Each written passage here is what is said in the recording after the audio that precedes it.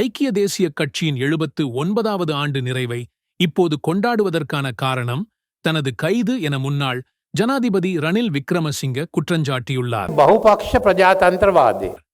ஐக்கிய தேசியக் கட்சியின் 79வது ஆண்டு விழா நேற்று காலை 9 மணிக்கு சிறி ஜெயவர்தனபுரவில் உள்ள மோனார்க் இம்பீரியல் வளாகத்தில் ரணில் விக்ரமசிங்க தலைமையில் நடைபெற்றது.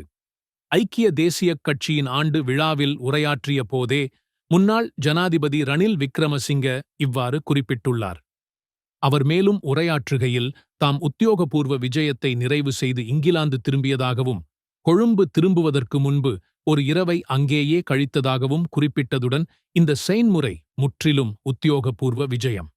தாம் அங்கு இருந்ததால் தமக்கு கிடைத்த உத்தியோகபூர்வ அழைப்பை ஏற்றுக்கொண்டதாகவும் அவ்வாறான உத்தியோகபூர்வ அழைப்பு விடுக்கப்படாது இருந்திருப்பினும் தாம் இங்கிலாந்திலேயே அன்றைய தினம் இருந்திருப்பேன் என்றும் ரணில் தெரிவித்துள்ளார். அத்துடன் தன்னை கைது செய்வது தொடர்பான முறைப்பாட்டை ஜனாதிபதி அனுரகுமார திசாநாயக்கவின் தற்போதைய செயலாளரினால் தாக்கல் செய்யப்பட்டதாக ரணில் குறிப்பிட்டுள்ளார். அத்துடன் தன்னை கைது செய்தமை மூலம் எதிர்க்கட்சிகளை அச்சுறுத்துவதற்கு அரசு முயற்சி செய்கின்றது என்றும் அவர் கடுமையாக சாடியுள்ளார்.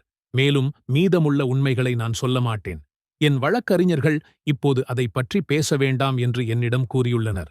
நீங்கள் நீதிமன்றத்தில் பேசலாம் என முன்னாள் ஜனாதிபதி ரணில் விக்ரமசிங்க தெரிவித்துள்ளார்.